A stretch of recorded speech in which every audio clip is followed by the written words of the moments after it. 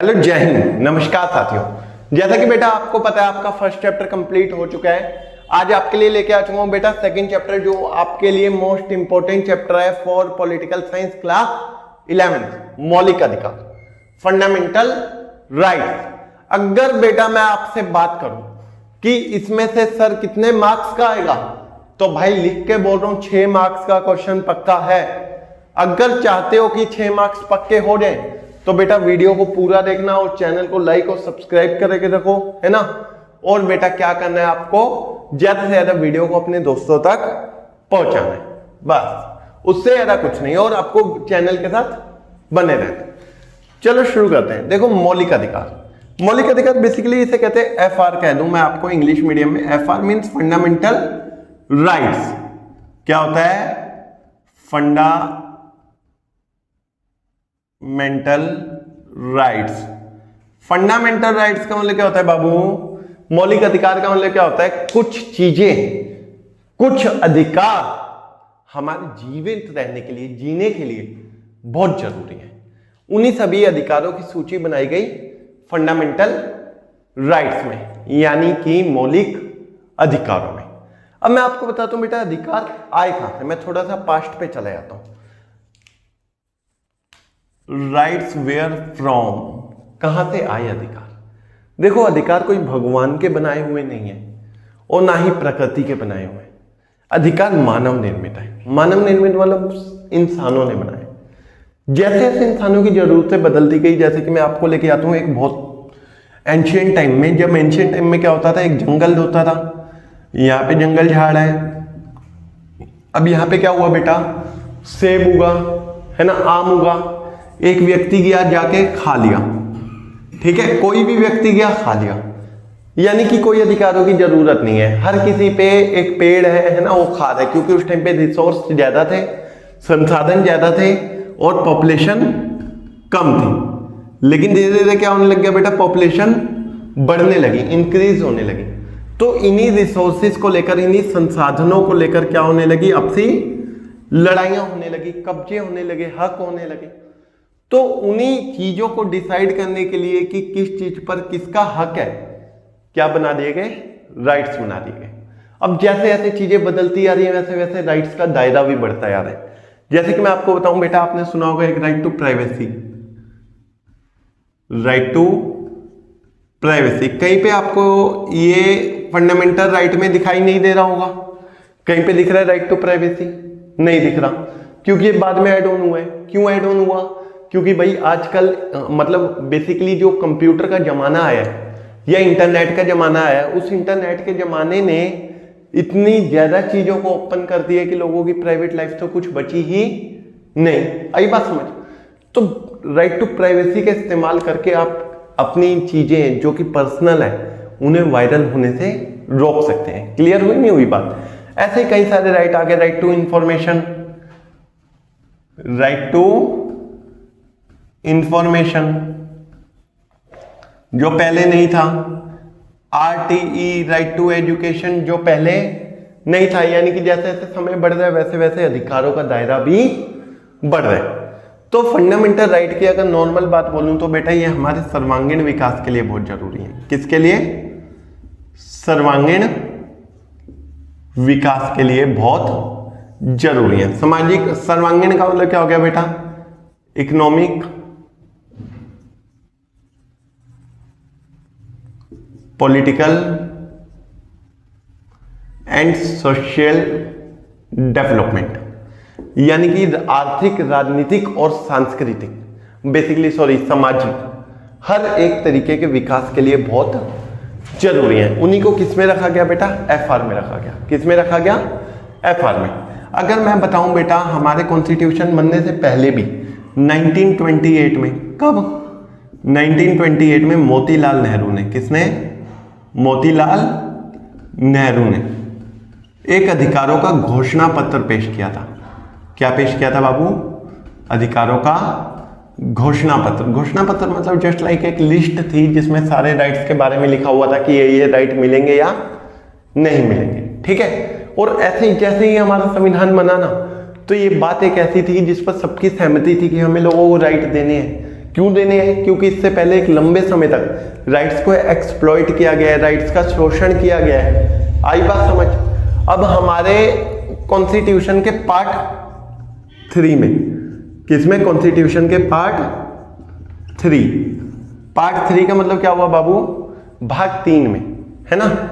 और आर्टिकल 12 से 35 के बीच फंडामेंटल राइट्स को लिखा गया है। कौन से आर्टिकल से कौन से आर्टिकल? 12 से 35। आप अपनी एनसीईआरटी ओपन करोगे तो एनसीईआरटी में क्या लिखा होगा बाबू? एनसीईआरटी में 14 से 32 लिखा होगा। 14 से 32 इसलिए क्योंकि मेन फंडामेंटल राइट्स ये रहे। मैंने भी यहाँ पे लिख दिया कि सारे ये लास्ट देख लो 32 है और शुरुआत देख लो 14 है, ठीक है। तो एनसीईआरटी के हिसाब से 14 से 32 लिखा हुआ है, लेकिन एक्चुअल में हमारे जो फंडामेंटल राइट्स हैं वो 12 से 35 है, ठीक है। जैसे कि 12 में उनकी डेफिनेशन लिखी हुई है ना। 13 में उन राइट्स के बारे में लिखा हुआ है जो संविधान लागू होने के बाद बेसिकली, है ना। और उसके बाद 35, 34 ये सब भी लिखे हुए हैं, जैसे कि मिलिट्री वालों के लिए फंडामेंटल राइट्स का क्या वैल्यू है, कितने राइट्स मिलेंगे, कितने नहीं मिलेंगे, हर एक चीज को एक्सप्लेन किया है। लेकिन हमारे मेन तौर पर जो फंडामेंटल राइट्स लिखे गए हैं वो 14 से 32 के बीच ही लिखे गए हैं। क्लियर हुई बात?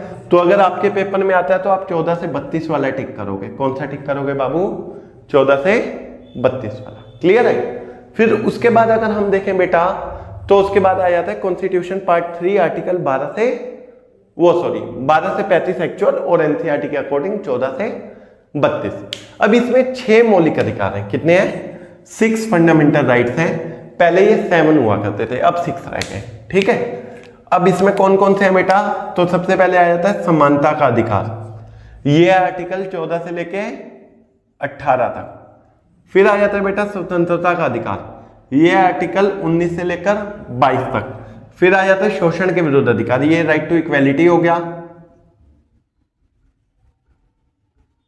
ये फ्रीडम हो गया, ये राइट अगेंस्ट एक्सप्लॉयटेशन हो गया, ठीक है। ये रिलीजियस हो गया, है ना। और ये क्या हो गया बेटा?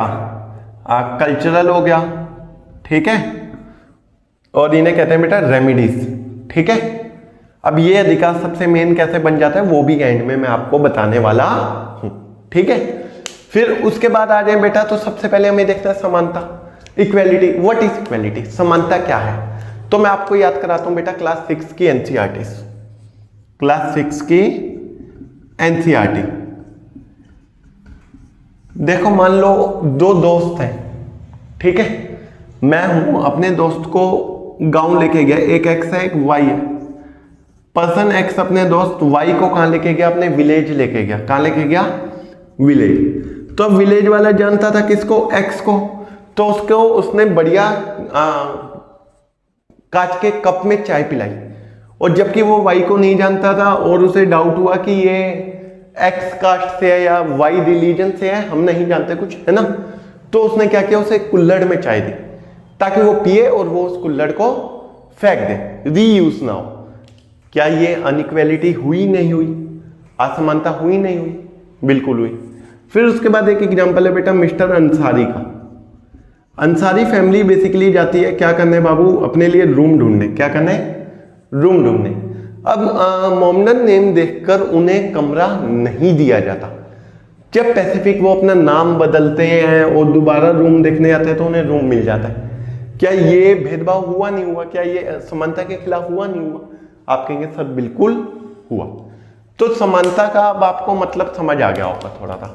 अब मैं आपको बेटा इधर पॉइंट्स में समझाता हूं। इसमें आर्टिकल 14 में, किसमें? आर्टिकल 14 हमें क्या बताता है? 14 to 18 है ना। तो देखो बेटा, इधर समानता की बात करें तो 2 तरीके से बात की गई।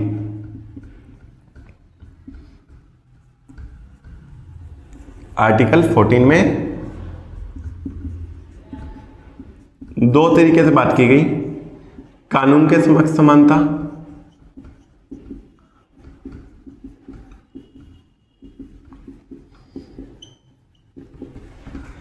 कानून का समान संरक्षण।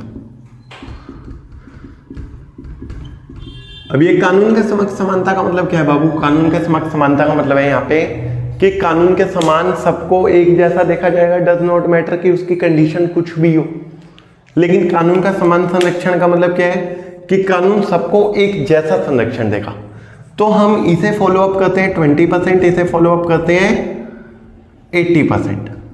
कहने का मतलब क्या है कि हम कानून के समक्ष समानता को अपनाते तो हैं, लेकिन कुछ ही मेथड में।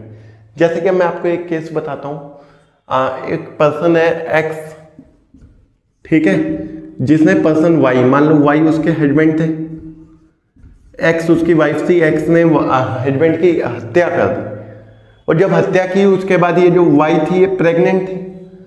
तो अब उस प्रेग्नेंट वुमेन को बाकी कैदियों जैसा ट्रीटमेंट नहीं दिया जाएगा।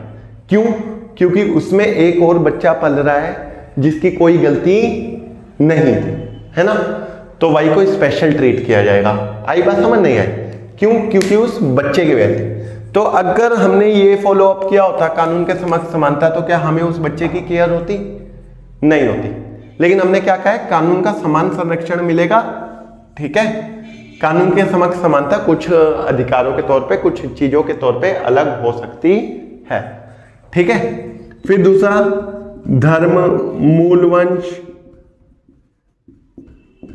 जाति, लिंग आदि के आधार पे बेटा कोई भेदभाव नहीं होगा।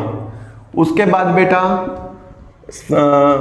सरकारी नौकरियों में बराबरी, सरकारी नौकरियों में सबको बराबरी मिलेगी, है ना।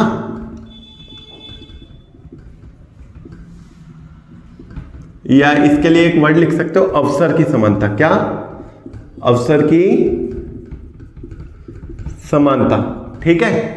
फिर उसके बाद अगर हम देखें तो बेटा हो सकता है उपाधियों का अंत, छुआछूत का अंत। छुआछूत हमारे समाज की एक विशेषता हुआ करती थी पहले, यानी कि बेसिकली ये एक कुरीति थी जो समाज में अवेलेबल थी। इसका अंत किया गया, यानी कि अब कोई अनटचेबिलिटी जैसी कोई घटना को अंजाम देता है तो उसे कानूनन रूप से सजा दी जाएगी। और छुआछूत के अंत के बाद बाबू आ जाता है उपाधियों का अंत, यानी कि कोई शिक्षा के अलावा या कोई आर्मी के अलावा उपाधि धारण नहीं कर सकता। किसी बच्चे को कोई डाउट? क्लियर है बेटा? आज की क्लास में मैंने आपको समानता का अधिकार पढ़ाया है। अगली क्लासेस में बेटा मैं आपको स्वतंत्रता से लेके संवैधानिक उपचारों के अधिकार तक टोटली कंप्लीट करवा दूंगा। और तीसरी क्लास में जो बचे हुए कुछ टॉपिक्स हैं वो भी बता दूंगा। एक पॉइंट बताना भूल गया था बेटा, अभी सुन लो कि जो मौलिक अधिकार लिए हैं हमने वो यूएसए के कॉन्स्टिट्यूशन से लिए हैं। ये बहुत बार पूछा गया क्वेश्चन है। कौन से संविधान से लिए हैं? अमेरिका के। क्लियर है? अगली क्लास में सारे अधिकार पढ़ा दूंगा। बस चैनल को सब्सक्राइब करके रखें, वीडियो को लाइक और शेयर कर दें। जय हिंद, जय भारत।